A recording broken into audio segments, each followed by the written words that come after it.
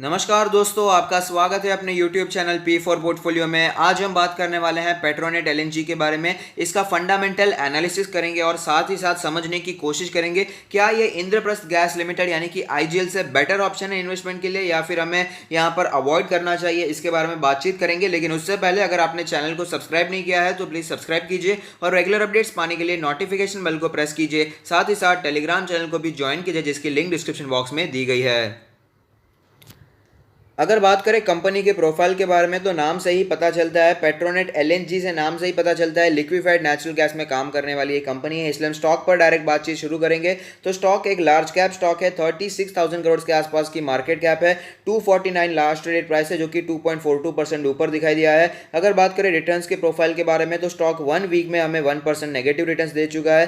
1 month के बारे में बात करें तो 2% के पॉजिटिव रिटर्न्स हैं। 1 ईयर के बारे में बात करें तो 4.77% के नेगेटिव रिटर्न्स। 5 ईयर के बारे में बात करें तो 193% के पॉजिटिव रिटर्न्स हमें यहां पर दिखाई दे रहे हैं। अगर बात करें की मैट्रिक्स के बारे में तो पी रेशियो है 13.83 जबकि सेक्टर का पी है 24.58 यानी कि सेक्टर के पी से कम पर अवेलेबल है। अगर बात करें प्राइस टू बुक रेशियो के बारे में तो वो है 3.36 जबकि सेक्टर का प्राइस टू बुक है 2.35 यानी कि सेक्टर के प्राइस टू बुक से हमें यहां पर महंगा दिखाई दे रहा है। डिविडेंड यील्ड शानदार है, 5% के आसपास की डिविडेंड यील्ड है जबकि सेक्टर का डिविडेंड यील्ड है 1.28%।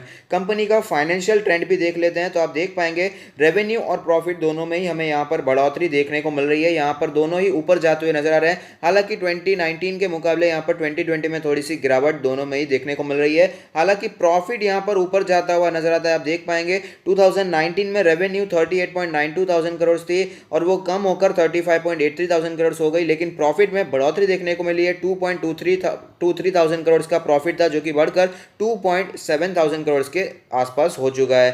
फाइनेंशियल स्टेटमेंट्स को भी पढ़ लेते हैं तो यहाँ पर आप देख पाएंगे इंडस्ट्री की रेवेन्यू ग्रोथ का एवरेज है 0.13% जबकि पेट्रोनेट एलएनजी का -2.07% है। मार्केट शेयर पिछले 5 सालों में कम हुआ है, लेकिन आप देखिए 83.1% से 74.38% हो चुका है, यानी कि अभी भी बड़ा प्लेयर है एलएनजी के सेक्टर में। इंडस्ट्री की नेट इनकम है 11.82% जबकि पेट्रोनेट एलएनजी की ईयरली रेट है 24.47%। यहाँ पर एनुअल ग्रोथ व्यू पे भी एक बार कंपेयर कर लेते हैं, अलग अलग साल को देख लेते हैं कैसी ग्रोथ रही है। तो आप देख पाएंगे ओवरऑल अच्छी सिचुएशन ही दिखाई दे रही है। ज़्यादा यहाँ पर हमें गिरावट फिर से यहाँ पर बढ़ोतरी ऐसी सिचुएशन नहीं है, ओवरऑल ग्रोथ ही देखने को मिल रही है। बीच बीच में कभी कभी हमें गिरावट देखने को मिल जाती है, लेकिन ओवरऑल टोटल रेवेन्यू हो, एबिटा हो, पीबीआईटी हो, पीबीटी हो, नेट इनकम हो, हमें यहाँ पर इंक्रीज ही देखने को मिल जाता है। अब बात कर लेते हैं यहाँ पर शेयर होल्डिंग पैटर्न के बारे में। तो टोटल प्रमोटर होल्डिंग है 49.99%, जिसमें से कुछ भी यहाँ पर प्लेज नहीं है, यानी कि चिंता की कोई भी जरूरत नहीं है। म्यूचुअल फंड के पास है 7.82% की होल्डिंग, डीआईएस के पास है 7.85% की होल्डिंग, एफआईआईस के पास है 29.15% की होल्डिंग और अदर पार्टीज यानी कि हमारे आप जैसे लोगों के पास है 12.99% की होल्डिंग। यहाँ पर कुछ और बेसिस पर इसे फंडामेंटली एनालाइज कर लेते हैं। तो ऑपरेटिंग प्रॉफिट मार्जिन है 10.08% का जो कि पिछले साल से बढ़ता हुआ नजर आ रहा है, और नेट प्रॉफिट मार्जिन है 7.58% जो कि पिछले साल से बढ़ता हुआ नजर आ रहा है, जो कि एक अच्छी बात है। रिटर्न रेशियोज की बात करें तो आरओई कैलकुलेट होकर आता है 24.3 जो कि पिछले साल से बढ़ा है, लेकिन आरओसी 21.75 जो कि पिछले साल से कम होता हुआ नजर आ रहा है। जो भी है आपके सामने है। रिटर्न ऑन एसेट्स के बारे में बात करें तो 14.32 है जो कि पिछले साल से थोड़ा सा ही कम हुआ है, ज्यादा गिरावट हमें रिटर्न ऑन एसेट्स में देखने को नहीं मिली है। लिक्विडिटी रेशियो है करंट रेशियो है 2.91 का जो कि पिछले साल से बढ़ चुका है। क्विक रेशियो है 2.71 जो कि पिछले साल से यहां पर बढ़ता हुआ नजर आ रहा है। अगर लिक्विडिटी रेशियो क्या है, रिटर्न रेशियो क्या है, प्रॉफिट मार्जिन क्या है, ये आपको नहीं पता है तो डिस्क्रिप्शन बॉक्स में मैंने फंडामेंटल एनालिसिस की प्लेलिस्ट की लिंक दे दी है, आप उसे जरूर चेकआउट कीजिएगा। सरल भाषा में आपको सारी चीजें क्लियर हो जाएंगी।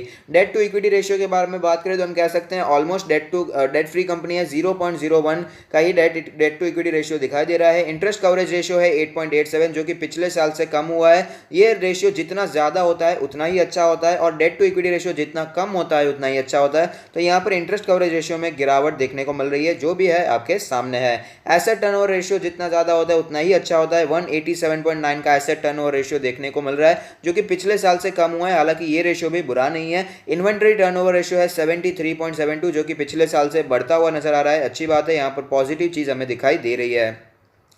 अगर बात करें यहाँ पर ग्रोथ रेशियोज के बारे में तो 3 ईयर CAGR सेल्स जो निकल कर आता है 7.64%, जो कि काफ़ी ज़्यादा गिरावट हमें यहाँ पर दिखाई दे रही है। लेकिन नेट प्रॉफिट की CAGR की बात करें तो उसमें वहाँ पर हमें बढ़ोतरी देखने को मिल रही है। अगर बात करें कंपनी के डिविडेंड परफॉर्मेंस के बारे में तो रेगुलरली कंपनी डिविडेंड देती है, साल में एक बार कंपनी ने डिविडेंड जरूर दिया है। और यहाँ पर आप देख पाएंगे 2019 में स्पेशल डिविडेंड भी हमें देखने को मिला था। तो यहाँ पर रेगुलरली डिविडेंड पेइंग कंपनी हमें ये दिखाई देती है। यहाँ पर बोनस हिस्ट्री आप देख सकते हैं, 1:1 का बोनस दिया था 2017 में। कंपनी ने अभी भी एक भी बार स्प्लिट नहीं किया है।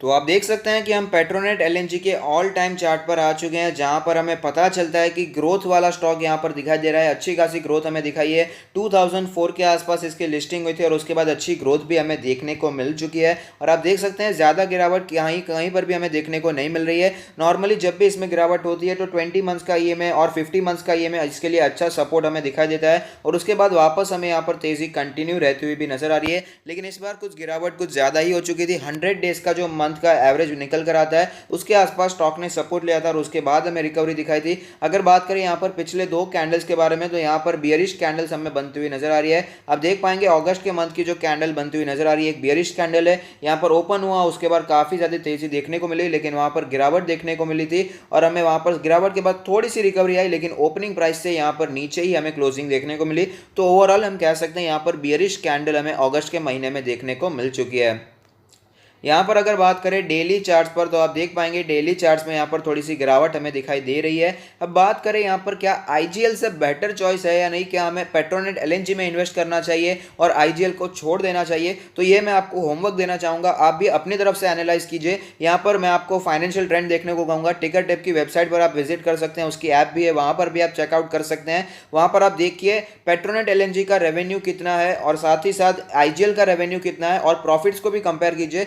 यानी कि सीधा सीधा आप नेट प्रॉफिट मार्जिन को कंपेयर करेंगे तो आपको यहां पर पता चल जाएगा कितना बड़ा डिफरेंस है पेट्रोनेट LNG के कामकाज करने में और यहां पर IGL के कामकाज करने में। मैं आपको इसी वीडियो में बता दूं कि पेट्रोनेट LNG जो हिसाब से कामकाज करता है उसका जो नेट प्रॉफिट मार्जिन है 7.5% के आसपास देखा देता है, जबकि IGL का नेट प्रॉफिट मार्जिन है 16% से भी ज्यादा। बहुत ही बड़ा डिफरेंस हमें यहां पर देखने को मिलता है। तो क्लियरली यहां पर हमें दिखाई देता है कि IGL is a better choice. तो मेरे हिसाब से तो IGL में निवेश करना चाहिए, लेकिन पेट्रोनेट LNG भी बुरी कंपनी नहीं है। अगर आपको डिविडेंड इन्वेस्टिंग पसंद होता है तो यहां पर पेट्रोनेट LNG अच्छी चॉइस हो सकती है, क्योंकि IGL के मुकाबले कई ज्यादा डिविडेंड हमें पेट्रोनेट LNG देता है। तो यहां पर आप इन्वेस्ट करने के बारे में सोच सकते हैं। अच्छा स्टॉक है, यहां पर भी निवेश किया जा सकता है, लेकिन मेरी पर्सनल चॉइस IGL रहेगी। आपका डिसीजन कोई और भी हो सकता है। अपने बेसिस पर इसे एनालाइज भी कीजिएगा। IGL और पेट्रोनेट LNG दोनों को कंपेयर कीजिएगा, MGL को भी कंपेयर कीजिएगा, साथ में अलग अलग गैस सेक्टर के LNG सेक्टर के स्टॉक्स को कंपेयर कीजिए, उसके बाद ही कोई डिसीजन लीजिएगा। अगर आप पेट्रोनेट LNG में इंटरेस्टेड है, यहाँ पर बाइंग करना चाहते हैं, तो आपको मैं लेवल्स भी जरूर बताऊंगा।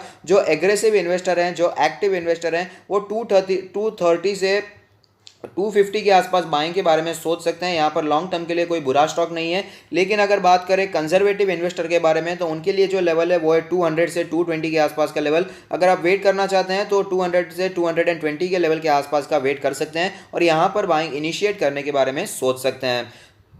अच्छा स्टॉक है, इसे अपने पोर्टफोलियो में जगह दी जा सकती है, लेकिन जैसे कि मैंने कह दिया मेरी पर्सनल चॉइस IGL रहेगी, आपकी चॉइस कोई डिफरेंट भी हो सकती है। और यहाँ पर अगर आप अपना पोर्टफोलियो हमसे रिव्यू करवाना चाहते हैं तो फिलहाल डिस्काउंट पे करवा सकते हैं। 2 दिन बाकी है, डिस्काउंट कितना मिलने वाला है उसकी जानकारी चाहिए तो टॉप राइट कॉर्नर पर एक लिंक आ रही होगी, उसे क्लिक कीजिए और आप वो वीडियो देख सकते हैं। और साथ ही साथ अगर आपको ये वीडियो पसंद आता है तो लाइक कीजिए, शेयर कीजिए, कमेंट कीजिए, सब्सक्राइब कीजिए और मुझे मोटिवेट कीजिए। Thank you, stay happy, happy investing.